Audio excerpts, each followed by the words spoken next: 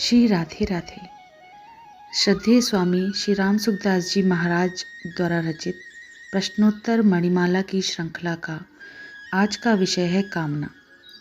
महाराज जी से इस विषय पर बहुत से साधकों ने प्रश्न किए और उन्होंने जो भी उत्तर दिए हैं वो कुछ इस प्रकार हैं। पहला प्रश्न एक साधक ने महाराज जी से पूछा कि सुख भोग की इच्छा क्यों होती है। महाराज जी कहते हैं कि शरीर के साथ अपना संबंध मानने से, अर्थात शरीर को मैं, मेरा और मेरे लिए मानने से ही सुख भोग की इच्छा होती है। दूसरा प्रश्न महाराज जी से पूछा गया कि कामना और ममता मुझ में है या नहीं, इसका पता कैसे चले। महाराज जी कहते हैं अगर हृदय में कभी अशांति या हलचल होती है तो समझना चाहिए कि भीतर में कामना है। अपने और पराये का भेद ममता के कारण होता है।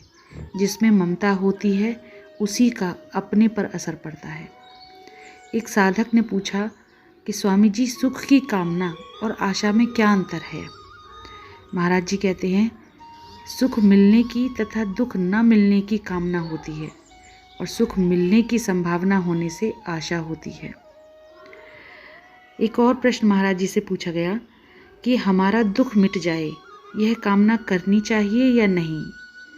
इस प्रश्न पर महाराज जी कहते हैं कि कोई भी कामना नहीं करनी चाहिए। दुख मिट जाए यह कामना करेंगे तो सुख का भोग होगा। बंधन मिट जाए यह कामना करेंगे तो मुक्ति का भोग होगा। जड़ता से संबंध विच्छेद भी अपने लिए नहीं हो, नहीं तो सूक्ष्म अहम रह जाएगा। तात्पर्य यह है कि हमें कुछ लेना है ही नहीं। साधक जितना ही भगवान पर निर्भर होता है उतना ही वह आगे बढ़ता चला जाता है।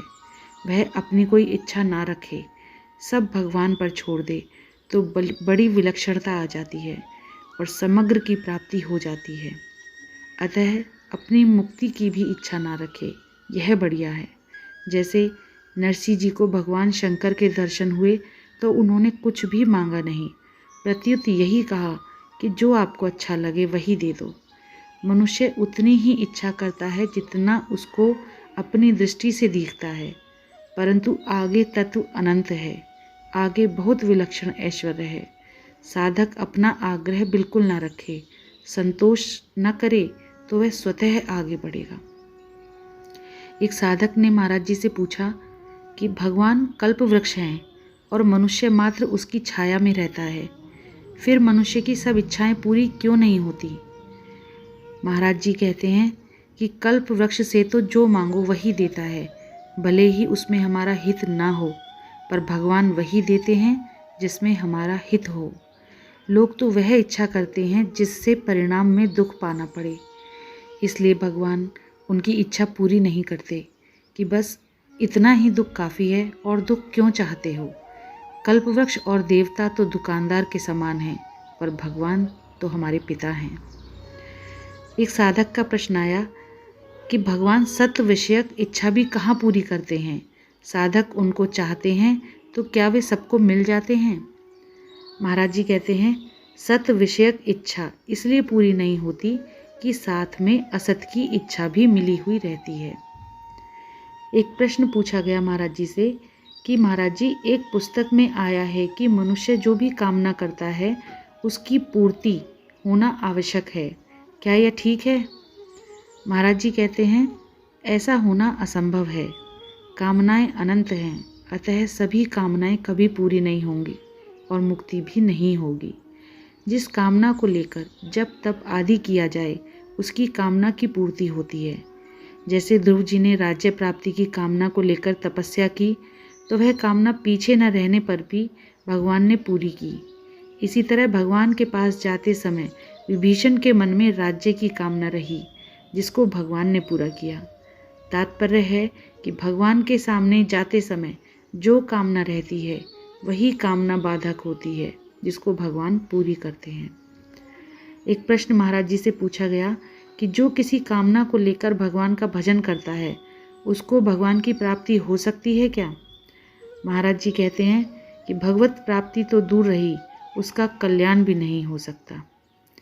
एक साधक ने पूछा भगवान ने धन की कामना करने वाले अर्थार्थी भक्त को भी उदार कहा है। इसका क्या मतलब है? महाराज जी कहते हैं, अर्थार्थी भक्त के हृदय में भगवान मुख्य है, धन गौड़ है। इसलिए भगवान ने कहा है, चतुर्विद्या भजन्ते माम। वह भगवान के सिवाय और किसी के से भी धन नहीं चाहता। परंतु जो भक्त नहीं है, वह केवल कामना की पूर्ति के लिए भगवान का भजन करता है, उसका कल्याण नहीं हो सकता।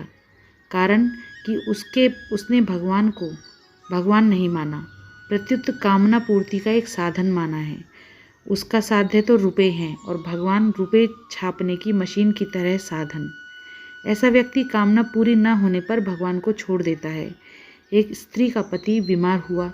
किसी ने सलाह दी कि ठाकुर जी की पूजा करो तो पति ठीक हो जाएगा। उसने वैसा ही किया, पति ठीक हो गया। दोबारा फिर पति बीमार हुआ तो उस स्त्री ने फिर ठाकुर जी की पूजा की, पति मर गया। उसने ठाकुर जी को बाहर पटक दिया। इस प्रकार भगवान की पूजा करने वाले का कल्याण नहीं होता। एक साधक ने पूछा, भगवान हमारे हैं और हमारे लिए हैं, फिर उनसे कुछ मांगने से क्या दोष है? महाराज जी कहते हैं, प्रभु मेरे हैं और मेरे लिए हैं। ऐसा कहने का तात्पर्य यह नहीं है कि हमें प्रभु से कुछ लेना है। वे मेरे लिए हैं, इसलिए अपने को उन्हें देना है, उनके समर्पित होना है। कुछ चाहने से हम उनसे अलग हो जाएंगे और अपने को देने से उनसे अभिन्न हो जाएंगे। उनसे जिस वस्तु को मांगेंगे उस वस्तु का महत्व हो जाएगा। जो वस्तु अपनी और अपने लिए नहीं है, उसकी कामना करने का हमें अधिकार ही नहीं है। जय जय श्री राधे।